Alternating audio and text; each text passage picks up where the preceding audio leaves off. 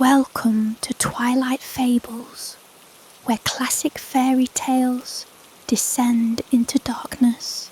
Tonight, let us whisper the tale of Snow White, not as a story of sweetness and innocence, but as a descent into vanity, obsession, and the cruel silence of the forest. Long ago, in a kingdom walled in frost and silence, a queen sat by her high window, stitching a black velvet shroud. As she worked, a prick from her needle drew a bead of blood, bright against the pale cloth. She paused, mesmerized, and whispered, "If only I had a daughter with skin as pale as snow, lips as red as blood, and hair as black as this night." The snow fell harder outside. A raven watched from a crooked tree. That winter, the queen died, giving birth to a girl who matched her wish exactly. The king, a hollow man, driven by legacy and protocol, remarried within the year. His new queen was a woman of impossible beauty, statuesque and cold, with eyes like obsidian shards and a smile that never reached them. She brought with her a possession more valuable than her dowry, a mirror framed in bone, carved with grotesque runes only she could read. No one knew where it came from, only that the queen spoke to it daily in her tower chamber, always locking the door. Servants whispered of strange shadows cast by no light, of the mirror murmuring when the castle slept. She would stand before it and recite, "Mirror, mirror, carved of bone, who's the fairest flesh and bone?" And the mirror, never echoing her, always answering in a voice not her own, would tell her what she craved. "You, my queen, are fairest of them all," until the girl, Snow White, came of age. Snow was not a typical child. Her beauty, inherited from her dead mother, drew stares and whispers. But she was more than that. She was too quiet. She often stared into corners, as if listening to something no one else heard. She wandered the woods barefoot, leaving no footprints. Her presence unsettled animals. Even the hounds avoided her path. On her 14th winter, the queen stood before the mirror and asked her usual question.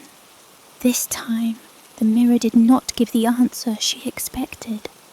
"You, my queen, are beautiful, cruel, and cold, but Snow White's bloom is stronger than gold." The queen's face did not flinch. She simply stared into the silver surface, her lips parting just enough to whisper, "Then she must die." But the queen, meticulous in her cruelty, would not risk her own hands. She summoned the castle huntsman, a sallow-eyed man whose conscience had long eroded in service to the crown. "Take the girl into the woods, slit her throat, and bring me her heart," she ordered, placing a black velvet pouch into his hand. "Seal it in this. The mirror requires proof." The huntsman took Snow into the woods, under the pretense of picking frostberries, a rare fruit that bloomed even in snow. She followed without question, her bare feet crunching on the icy leaves. as they reached the clearing, he hesitated. Snow turned to him and tilted her head. "You're going to kill me?" she said softly. He flinched. "Who told you that?" "You smell like blood," she replied. "And the woods told me. They've been whispering since we stepped off the path." He dropped his blade. "I can't," he rasped. "You don't scream. You don't beg.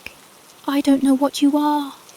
Snow White looked past him, into the shadows of the forest. "Then run, before it's too late." The huntsman didn't ask what she meant. He fled, tripping over his own boots as he vanished into the trees. Behind him, Snow knelt beside a dying fox and pressed her lips to its head. The animal's eyes turned glassy. Its chest stopped rising. The wind held its breath. At the castle, the Queen received a black pouch later that night, handed off by trembling servants who claimed it came from the forest. Inside was a heart, too small, too clean. She didn't question it. The mirror did not lie that evening. "You, my queen, are fairest again. The heart has silenced your only pain."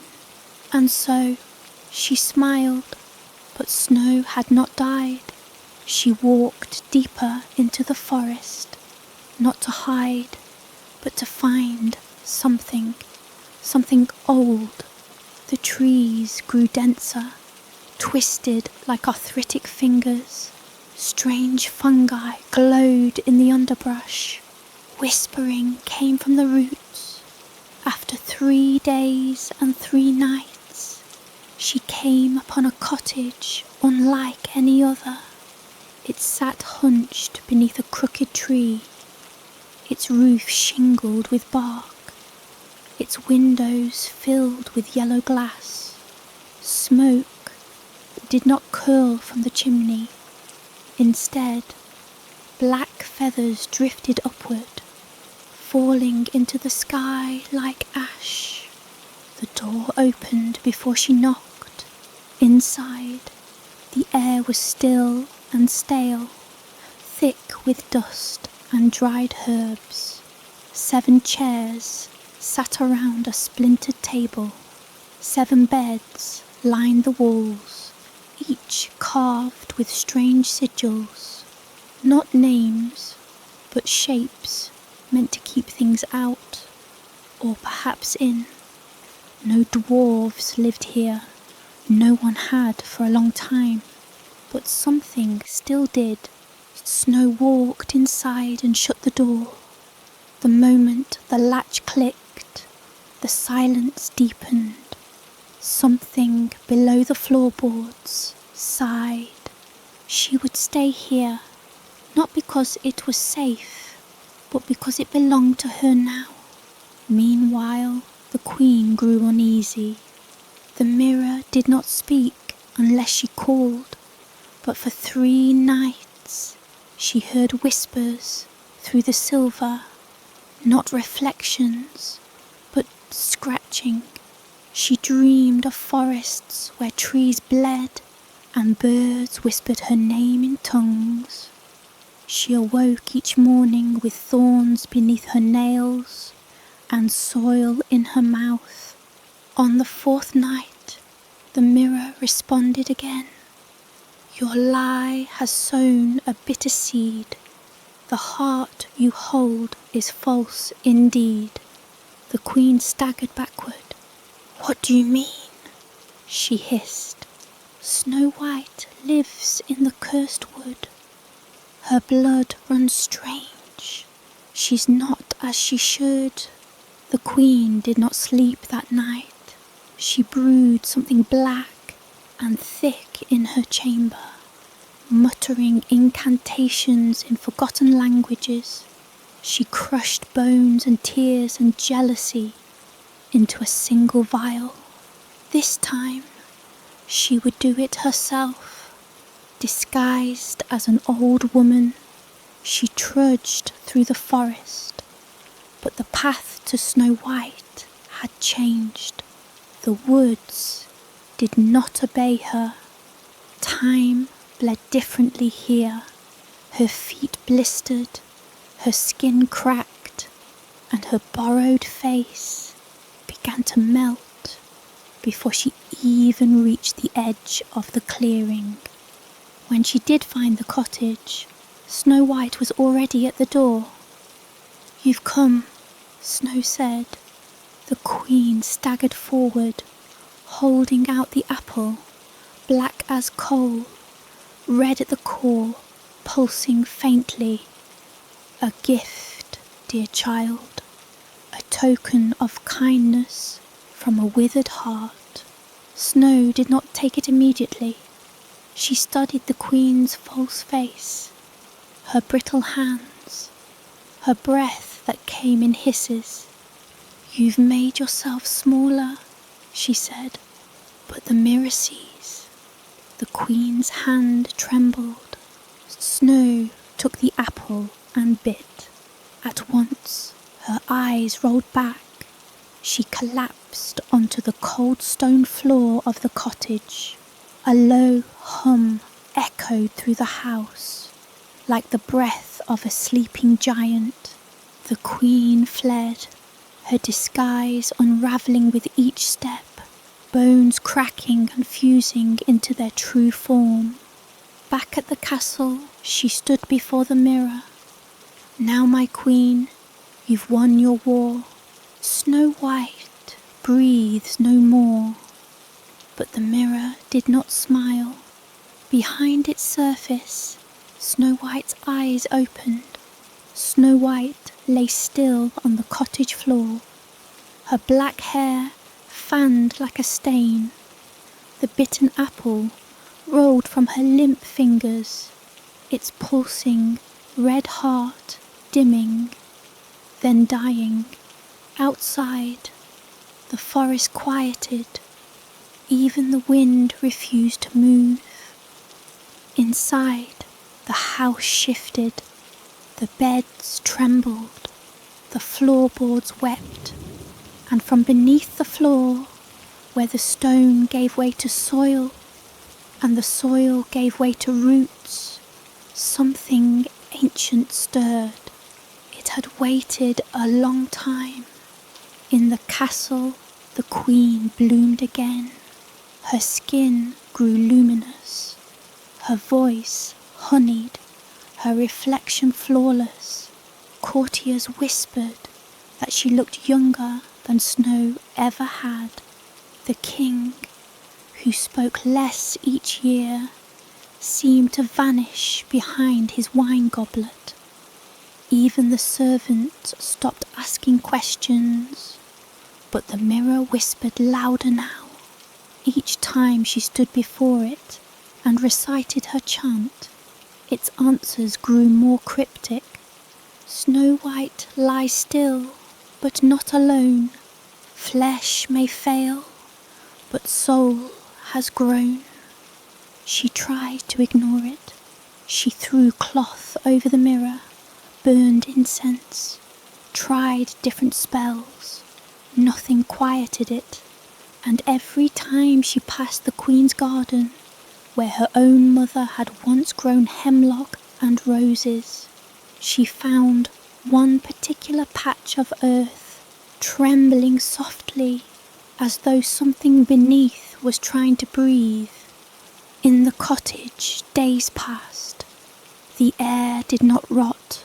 No insects came. Snow White's body remained untouched. Not preserved, not decaying, simply paused. Then, on the 7th night, the house shifted again. The cottage did not like corpses. It did not allow silence. A low hum echoed through the walls. The sigils on the beds began to glow faintly, pulsing in uneven rhythms like heartbeats. Dust lifted into the air, and spun into a slow spiral above her body, and then she inhaled. It was shallow, like a whisper caught in a bottle. Her fingers twitched, her eyes opened, but they were not hers. They were black. She sat up. Around her, the cottage bent inward, beams groaning under unseen weight. Shadows flickered despite no light source. She stood slowly, joints cracking. She touched her lips, where the apple's poison still tingled, but instead of weakness, she felt strength. Her heartbeat had changed, or perhaps it had stopped altogether. She was no longer prey, not to the queen, not to the forest, not to death. She explored the cottage again. There was no food, no water, no dust on the furniture, despite no cleaning. The 7 chairs remained, the 7 beds, now glowing faintly at the baseboards, whispered names in no human tongue, and under the hearth, buried in ash, she found a book. Its cover was stitched in skin. When she opened it, the pages fluttered on their own, stopping at a single entry marked with a symbol, a mirror cracked by a branch. The text was in red ink. A queen who steals beauty from blood will birth her end in wood and flood. Her fairest foe will rise from sleep and sow in ash what she could not reap. Snow stared at the page. A smile curled her lips, but it was wrong, too wide, too calm. Then, in the distance, she heard hooves. Back in the castle, the queen had begun to wither again. It started with her fingernails. One cracked, then bled, then her hair thinned, her breath reeked of copper, and in the mirror, her reflection lingered half a second too long. After she turned away, the mirror said nothing now, just stared. She summoned her alchemists, her priests, her poisoners. None could help. One was found blind. One vanished after muttering the name Snow White backward. One screamed herself to death in the garden. In desperation, she returned to the forest. She took no disguise this time. She would burn the girl's body, salt the ashes, shatter the bones. She would end the story completely, but the forest did not allow her return so easily. The path twisted, birds sang in reverse, trees bled when touched. She walked for hours and ended up in the same place, over and over, a black pond with a dead swan floating at its centre. Finally, she found a trail of white stones. They led her to the cottage. It looked wrong now, taller, angrier, its windows like eyes, its roof slouched low as if listening. She opened the door. Snow White sat at the table, alive, unsmiling, unblinking. The queen froze in the doorway. "You should be dead," she breathed. Snow tilted her head. "I was. You gave me something, and the house took the rest." The queen raised her hands, whispering an incantation. Vines erupted from the floor, trying to bind the girl, but the vines curled back in on themselves, wilted, and turned to ash before reaching her. Snow stood. "You brought me back wrong," she said. and the forest likes me this way." The Queen turned to run, but the door slammed shut behind her. The windows went black. The 7 chairs scraped back from the table. 7 voices rose from the beds, deep and inhuman, chanting from beneath the floor. The Queen screamed. Snow stepped forward, her skin pale as ever, but her veins now etched in shadow. "You wanted to be the fairest," she whispered. "Now look into the mirror of this house and see yourself." And the Queen did. The walls of the house became mirrors, not silver and smooth, but warped, like the surface of water under moonlight. Each reflected her differently, as a corpse, as a hag, as a child with hollow eyes. She fell to her knees, clutching her face, but every reflection laughed. Her scream echoed into the beams. Snow touched the Queen's forehead. The Queen collapsed. The house sighed. Back in the kingdom, the mirror in the tower shattered. Its frame splintered and bled a thick, black tar. The king was found in the wine cellar days later, eyes plucked out, smiling, and in the Queen's garden, black roses bloomed for the first time in 100 years. In the cottage, Snow sat alone at the table again. The house purred around her. Through the window, the forest leaned closer, whispering secrets only she could hear. She looked into the fireplace. Inside the flames, her mother's face appeared, the one who had died giving birth to her. Only now, the mouth moved. "My daughter," it said, "what have you become?" Snow White smiled. Something no mirror can define. The forest had grown darker since the Queen's fall, not in the way of shadows and light, but in intention. Birds no longer sang, they watched. Trees no longer grew toward the sun, they twisted toward the cottage. The wind moved backward. The insects carved circles into the bark. Something was spreading. Snow White, still housed in the crooked little cottage, spent her days in silence, not out of peace, but listening. The house spoke often now. The floor whispered. The hearth flickered with images of distant places.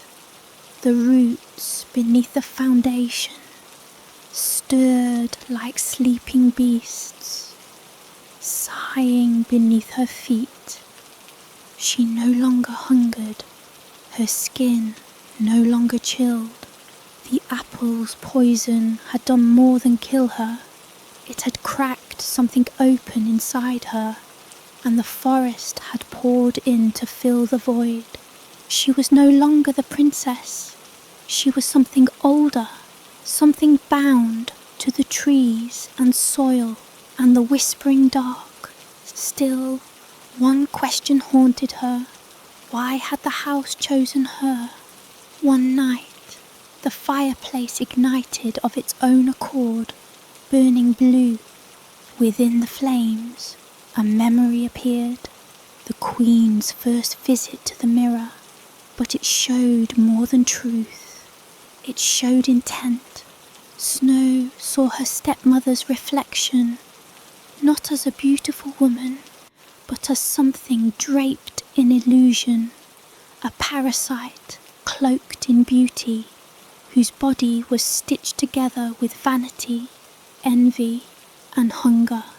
The mirror she'd brought into the castle was no artifact of glass and silver.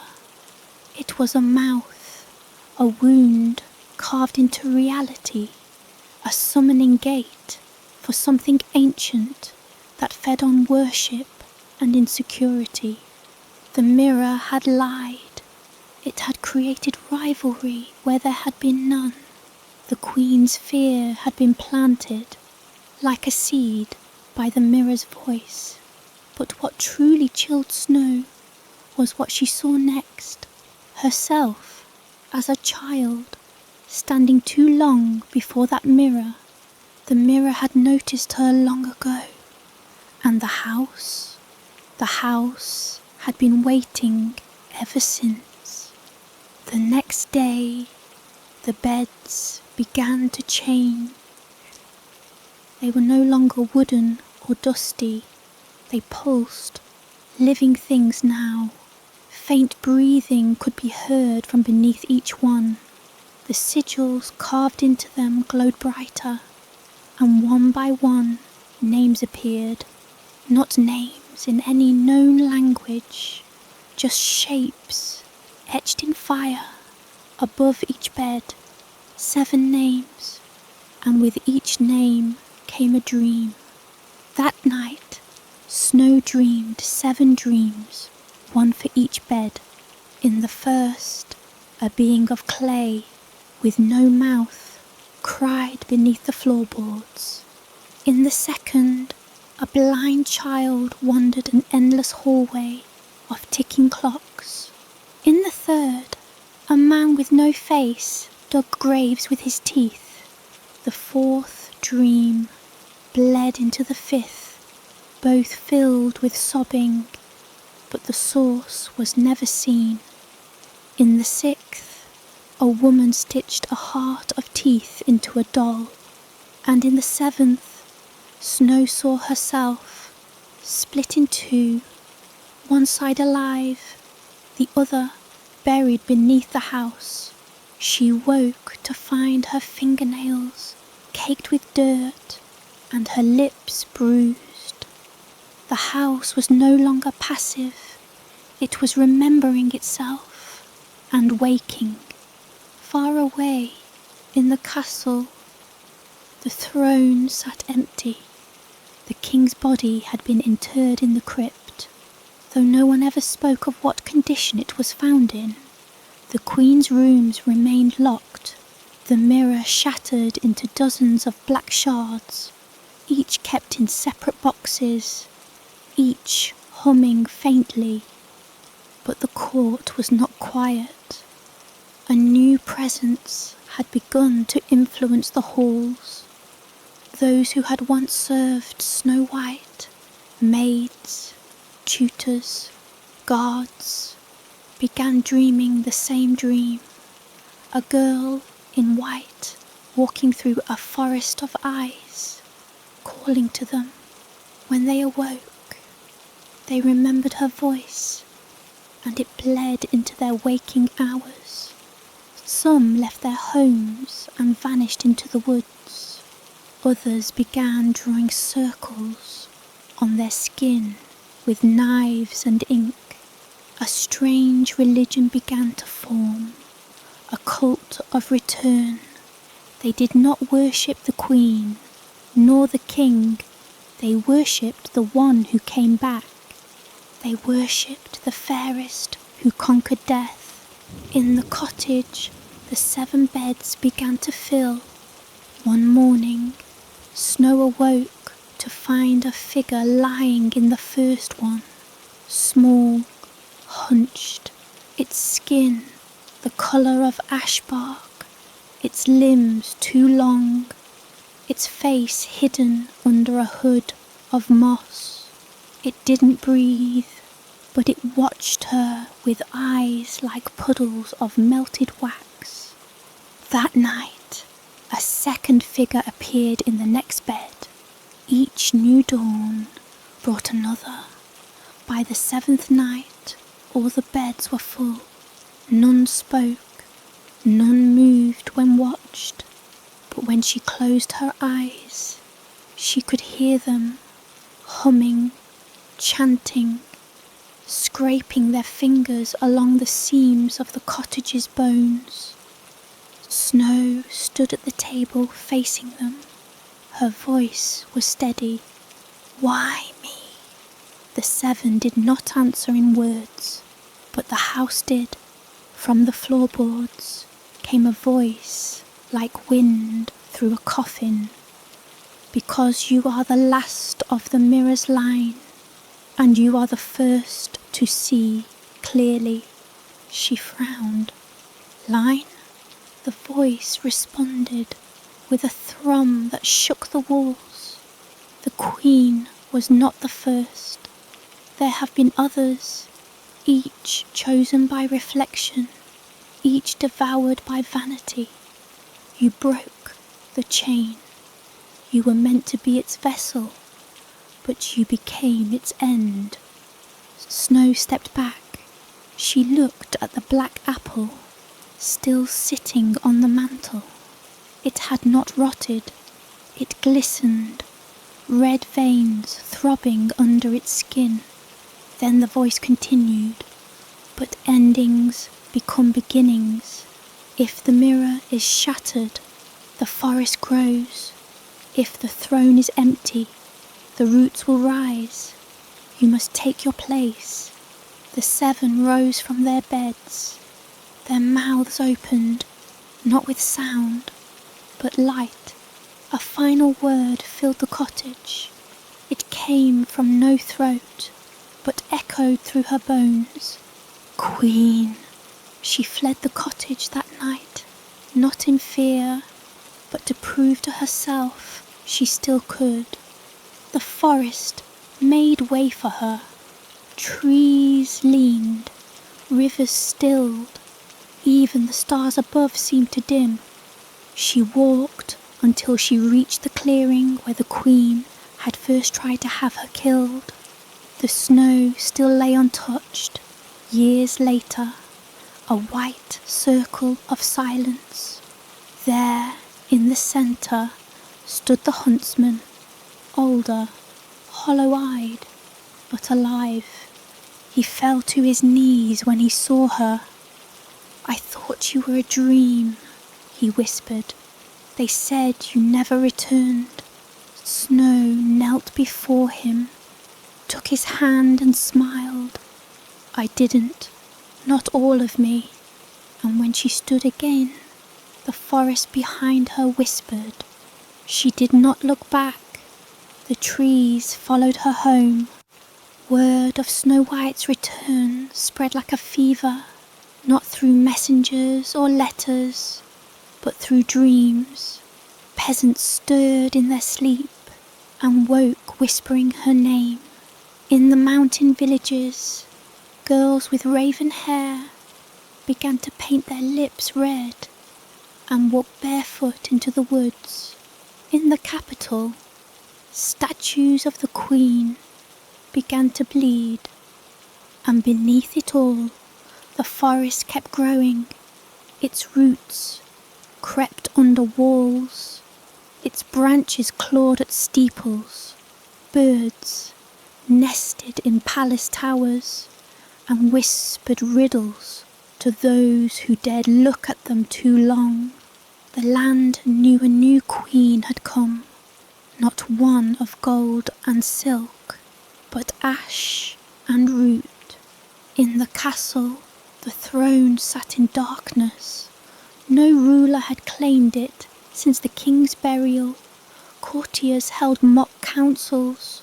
Nobles argued over law and ceremony.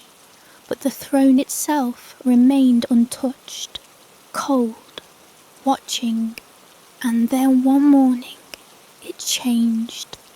The velvet faded to grey, the gold dulled, and on the high wall above it, the broken frame of the Queen's mirror split open like old bark, something inside it now breathing. The room was sealed. Those who tried to enter found their eyes burned out. or their reflections stepping out before them. The castle itself had begun to dream. Far in the woods, Snow White stood at the edge of a frozen pond. Beneath the surface, something old twisted, the shape of a girl with too many arms. Her reflection bent at strange angles, always smiling, always watching. She no longer questioned it. The house had taught her. Death was not an ending, but a folding, a bending inward. The forest had fed on her death and returned her changed. But now she felt the pull, something deeper still, a call beneath the roots, a voice that had not spoken since the queen first held the mirror. Snow turned from the pond. The 7 followed her, always silent, always a step behind. They returned to the castle, not by road, but by the river of bones that lay beneath it. Few remembered the catacombs, the old passageways dug by the first kings to bury their mistakes. The halls were lined with faces carved into stone, mouths open in screams no one could hear. Snow walked them like she'd lived there forever. Torches lit themselves. Rats fled in silence. Doors opened with whispers. And at the heart of the passage, they found it. A staircase carved from jawbones leading up. She ascended. The 7 did not follow.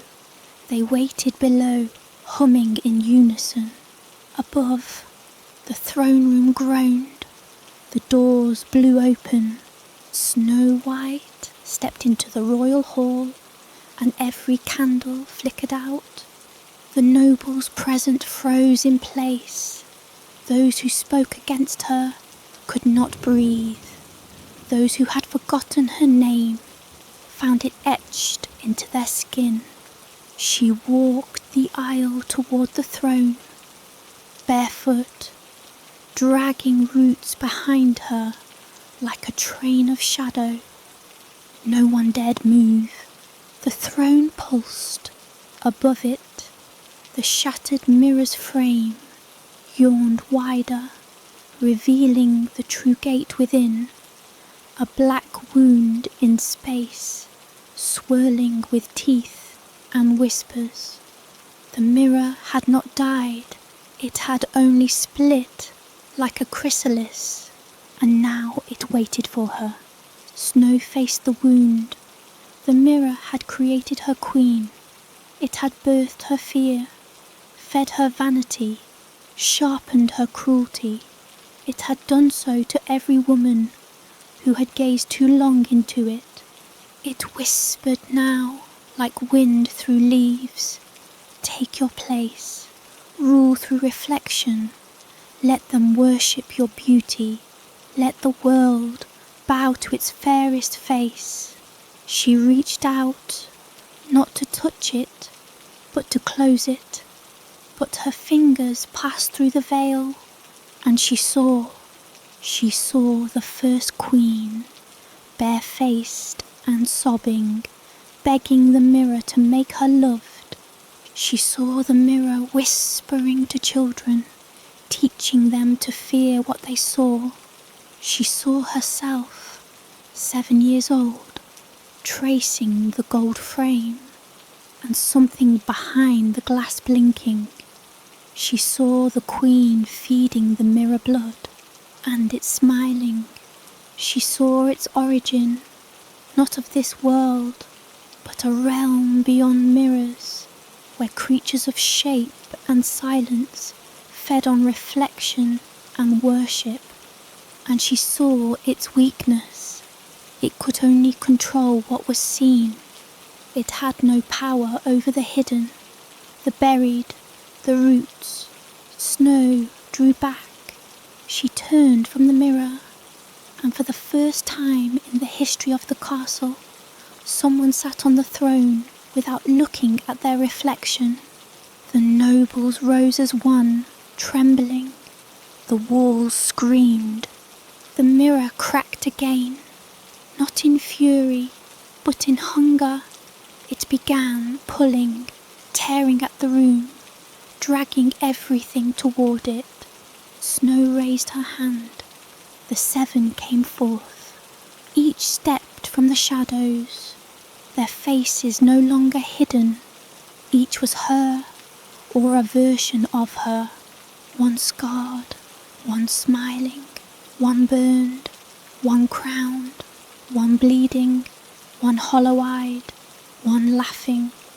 They circled the mirror and sang, not in words, but in root speak, a language only the forest remembered. The mirror shrieked, it shattered inward, and the throne room exploded in black light. When the dust cleared, only Snow White remained. The mirror was gone. The nobles had fled. The walls of the castle wept sap, and outside, the forest crept through the gates. Snow sat upon the throne. She did not wear a crown. She wore the hush of winter. Far away, in other kingdoms, children stood before mirrors and saw only glass. The enchantment was broken. No more whispers, no more lies, just the truth, as ugly or lovely as it came. And beneath the earth, the roots sang of their new queen, not the fairest, but the first to look away. The throne room never recovered since Snow White's ascension. The once golden chamber had warped, curtains decayed, stone walls softened as if breathing. Where the queen once stood to deliver decrees, a tree now grew, black bark, silver leaves, roots burrowed into marble. No subjects gathered, no ministers remained. The court was a memory, swallowed by moss and silence, and Snow White sat alone on the throne, eyes open but unseeing. She no longer slept. Sleep was for those uncertain of their power. Her body remained still, regal, but her mind wandered the hollow grove. The hollow grove did not exist on any map. It lay beneath memory, between waking and dreaming, where things left unfinished took root. It had no sky, only a canopy of webs strung with bones. The ground was soft, not with soil, but with ash. No wind stirred. The only sound was humming, low, relentless. Snow walked its trails, without torch or guide. Here, she was not queen, not girl, not ghost. She was something between. The grove remembered every ruler who had fed the mirror. Their regrets hung from the branches like fruit. Their voices clung to the trunks, muttering apologies to no one. And deeper still, at the grove's heart, stood the Tree of Names. The Tree of Names was impossibly tall. Its bark shimmered with shifting faces, screaming, smiling, snarling, and its branches bent in constant, slow movement. Etched into the bark were thousands of names. Some she recognized, others were written in symbols too old for human tongues. The tree pulsed when she neared it, From within its trunk came a whisper, not cruel, not commanding, but tired. You broke the line. Snow placed her hand on the bark. A cold shot up her arm, through her chest and into her mind. They were born to feed it. You were born to end it. Faces in the bark blinked. One bore the queen's likeness. Another looked like her own, only older, crowned with thorn. A question formed in her. If I end the line, what grows in its place? The tree answered. The unreflected, the hidden, the forgotten. A root moved, the bark parted, and a path opened beneath the tree. Snow descended into the roots. This was no mere vision. It was an inheritance. The hollow grove had chosen her, and at its bottom lay the uncrowned. 7 figures, bound in vines, long dead, yet staring. Each bore a resemblance to Snow White, not exact copies, but sisters, mirrors that cracked differently. Some wore armour, others rags.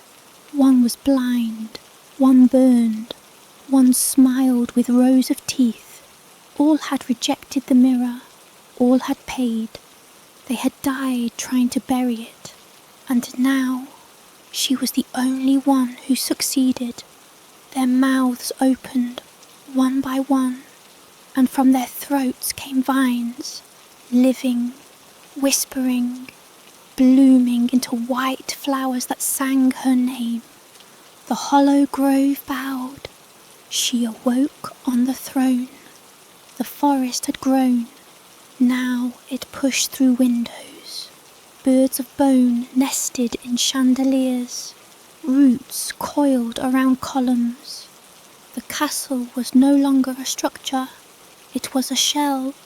And outside, the kingdom had changed. Villages had fallen silent. No carriages moved. No bells rang. But from every chimney curled smoke scented with herbs and marrow. And in every mirror, no reflection. Only the forest. Still, not all had fled. In the old chapel, a boy named Caelan remained, a servant's son. He had once played with Snow as a child, though she would not remember him. He carried no weapons, only a lantern and a story. He came each night to the throne room, though the guards were gone, though the trees whispered warnings, though the shadows asked him to turn back. He came, and he spoke to her. Stories of the old world, of dancing, of fireflies, of snow that melted instead of staying eternal. He never asked for anything, and Snow, though she never moved, listened. The forest bent slightly around him. On the 7th night, he asked a question. Do you remember what it was like before the mirror? Snow did not speak, but something in the walls shifted. He nodded. I think you do. I think that's why you look away. He reached into his satchel and pulled out a small shard of glass. Not mirror, clear glass, the kind used for looking out, not into. He placed it before her. Maybe you need a different reflection. That night, Snow did not return to the hollow grove. Instead, she dreamt of a girl, barefoot, laughing, walking through a spring orchard. No thorns, no whispers, just wind and light. The girl looked back at her and smiled. The castle did not die. It became a forest temple. Snow did not reign. She watched, and in the lands beyond, girls who once feared mirrors began covering them with leaves. They walked into the woods, they listened to wind, and the queen who looked away became a myth, not of beauty, but of return. The forest did not stop at the castle walls. It crept through villages, threading between stones and souls alike. Where once there were markets, now grew mushrooms that whispered riddles. Where children once played, saplings with eyes blinked slowly in the dusk. The world had changed its shape to mirror the queen, but not everyone embraced the return. Far to the north, beyond the old mountains, a different court stirred, one untouched by the queen's new rule. A kingdom of glass and fire, where mirrors were worshipped openly and beauty was law. The regent of that realm, King Audric of the Spire, feared what had risen in the woods. She is not reborn, he told his priests. She is reverted, and so he sent the thing he trusted most, the mirror-born. They arrived not as men, but as reflections of men, tall, silver-skinned, faceless, save for a faint ripple where their eyes should be. They did not speak with mouths, but with imitation. They mimicked the voice of whoever stood before them. They walked on mirrored hooves. Where they passed, water turned to glass. Birds flew backward. Time slowed. Their goal was simple. Enter the forest, find the queen, restore the mirror. But the forest had changed. It did not permit entry. It swallowed it, and one by one the mirror-born were taken, not with violence, but with memory. Each was made to remember a time before they were summoned, before they were shaped, and without memory they shattered, all but one. The last mirror-born stood at the castle gate, bleeding light from the seams of its skin. Its body flickered, torn between form and formlessness. Snow stood atop the stairs. She did not flinch. The mirror-born spoke in the voice of the king. Your rule was not sanctioned. You are not sovereign. You are rupture. She answered with silence. The forest responded. Roots broke through stone. Ravens circled overhead, eyes burning white. But the mirror-born did not flee. It held out its hand. In it was a shard of the original mirror, the seed of its master.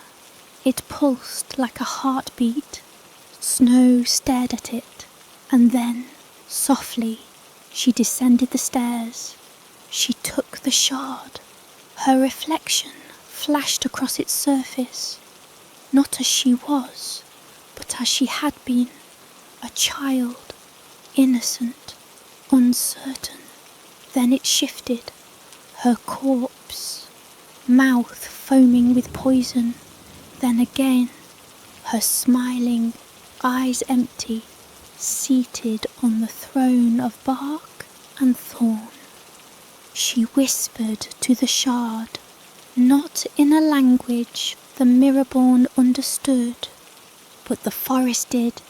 The trees bent forward, the stone beneath the creature cracked, and Snow placed the shard against her chest, where her heart had once been. The shard sank in. The scream that followed echoed across the realm. It was not pain. It was unravelling. Snow fell to her knees. The forest writhed. From every mirror in the world, her image vanished. Reflection blurred. Shiny things dulled, vanity turned to rot. The mirror had been buried, but it was still alive, in pieces, and now one piece was inside her. Her vision split. She saw herself standing in 1,000 places at once. Palace windows, still lakes, eyes of the jealous. She felt the old pull, the hunger to be seen, adored, feared, but something resisted. The root inside her, the part that did not need to be watched. The mirror-born reached forward, perhaps to retrieve the shard, perhaps to end her. Snow opened her eyes, and from her mouth came a breath so cold it turned light to ash. The creature froze, then cracked, then collapsed into a heap of wet silver and bone. Snow stood. The shard within her still pulsed, a reminder, a test. But the forest had accepted it. She had swallowed the poison of reflection and lived. Beneath the castle, in the hollow grove, the 7 figures stirred. The vines that held them began to loosen. One by one they rose, eyes glowing faintly, not puppets, not ghosts, but sentinels. The queen had changed the rules, and now the forest would defend itself. Far away, King Ordric gazed into his own mirror. It no longer showed his face, only roots, and in them a crown, not of gold, but bone. The castle no longer held banquets. Its halls had become nests of birds with human eyes, its tables overgrown with ivy, its chandeliers dripping with vines that sang lullabies to no one. But on the first full moon, after the mirror-born's fall, the queen ordered a feast, not for nobles, not for warlords or emissaries, but for the forgotten, the lost, the children who had no names, the widows who had no mourning, the crones left behind in time-worn woods. They came barefoot, blindfolded, pulled not by summons, but by dreams. And as they approached the forest, the trees bent aside for them. The forest knew its own. The feast was held in the throne room, though it no longer looked like one.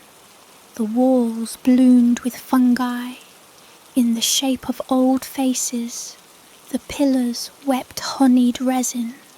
The throne itself sat empty, its base surrounded by sleeping deer.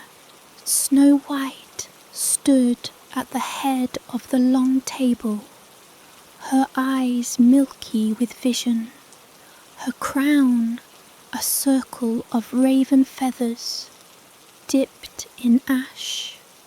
No mirrors were present, no gold, no adornment, only plates carved from bark, filled with steaming roots and crimson fruit that bled when bitten, and the guests feasted. They did not speak with mouths, but with memory. They told stories in silence, their minds painting them into the air. You could smell their sorrow, you could taste their joy. Snow listened to every tale. At the height of the feast, a child asked her a question. "Are you still dead?" The table grew quiet. Snow knelt beside the boy, her hands still stained from plucking night fruit. She didn't smile, but her voice came soft as moss. "I am not alive the way you are, but I am awake." The child nodded, as though that explained everything. Outside, the forest grew feverish. The mirror realm was trying to push through again, not through mirrors, those were now dormant, but through memory itself. Dreams twisted. The past began to rewrite itself. People who once loved their reflections began clawing at their faces. Lakes turned black, glass shattered on its own. In the Spire Kingdom, King Audric could no longer recognise himself. His reflection began speaking without him. It told him Snow White had become a god, that she must be broken. He turned to the last hope of the old ways, the reflectors, a cult of light priests trained to harness the last fragments of mirror magic. They wore mirrored masks fused to their faces and robes made from shards of glass that bled when torn. They had not left their sanctum in years, but for this they rose, 7 of them. Each carried a sacred object, the crown of pure sight, the blade of polished grief, the lens of severance, the scroll of perfect faces, the chain of true names, the censer of vanity, and the mirror heart, the last unbroken sliver of the original mirror. They marched into the woods. They did not return. Snow met them in the hollow grove. She stood beneath the tree of names, wearing a dress woven from stormlight and bone ash. The reflectors formed a circle around her and began their incantation, one that would burn away her face, her roots, her name, her story. But they had forgotten something. The forest remembers what people forget. The tree of names bent low. It touched each reflector with its branches, and they screamed, not from pain, but from being seen. The tree showed them every face they'd ever worn to be loved, every mask they'd crafted to be beautiful, every lie they told the mirror to avoid themselves. They shattered before they hit the ground. Only the mirror heart remained, humming in the dirt. Snow picked it up. It no longer reflected anything, only darkness. She brought it to the feast, laid it in the centre of the table. The guests gathered silently. Even the deer stirred. The walls moaned gently. Snow whispered to the mirror heart, "You have no more queens," and crushed it beneath her heel. The sound it made was not of glass breaking. It was a sigh, relieved. That night, no one dreamed, but for the first time in generations, they slept. A year passed.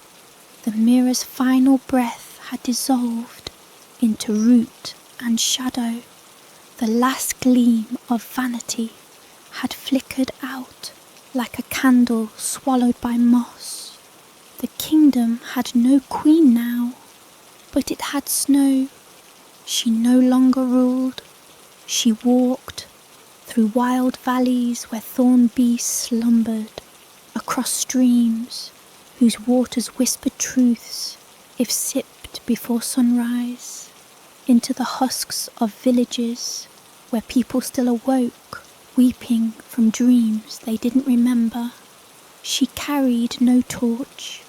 She needed none. The forest followed her, but not as a servant, as kin. Snow's body changed, not by choice nor curse. Nature reshaped her. Her hair carried strands of frost and feather. Her breath sometimes came out as smoke, other times as mist. Her fingers bore roots beneath the nails, and her heartbeat pulsed not with blood, but with something older, the rhythm of things that had buried the stars before men named them. Children called her Mother Ash. Crones called her the Hollow Queen. Poets dared not name her at all, but all who saw her felt her like a song remembered from another life. One day, in the ruins of the Spire Kingdom, Snow found a mirror that still shimmered faintly. Not magic, just glass. It showed her image, not twisted, not crowned, just tired. She smiled, just a little, then turned it around and pressed it into the dirt. From that glass, a tree grew, bark like polished obsidian, leaves shaped like eyes that never opened. It bore no fruit, only silence, and the birds sang sweeter in its shade. In the place where her castle once stood, there grew a great circle of stone, mossy and uneven, surrounding a still pool. This pool held no reflection. It absorbed everything: light, memory, grief. People came to it not to see themselves, but to let go of what they no longer wished to carry. A name forgotten, a lie repeated, a face they wore too long. They whispered these things into the pool, and it drank them, and the forest gave nothing back, just peace. Snow sat beside the pool most evenings. She would not speak unless spoken to, but if you sat long enough, she might ask, "Who were you before the world named you?" And if you answered truly, she would gift you something, a petal, a breath of fog, a name not written in any tongue. Those who received her gifts always left changed, sometimes lighter, sometimes haunted, but always honest. The world beyond learned to fear the forest, but never again to invade it. The Spire Kingdom fell into rot. Its towers collapsed under the weight of their own perfection. Its courtiers aged suddenly, grotesquely, as if their reflections had finally caught up to them. No new king rose, only wind, only vines. In a distant land, an old woman once asked a child by the fire, "Have you heard the tale of the girl who could not die?" The child nodded, "Snow White." But the woman shook her head. "No, that was her name before she buried it. The tale I speak of is older than that." The child leaned close, and the old woman whispered, "It is the tale of the one who shattered the eye that watched her and walked into the woods unafraid. In time, the world forgot the Queen of Mirrors, but it never forgot the silence she left behind. In that silence, things grew, wild, unmeasured, and true. And in the darkest groves, some say if you stand very still, you'll feel her watching, not from above, but beside you, not as a queen, not as a monster, but as a girl with no reflection,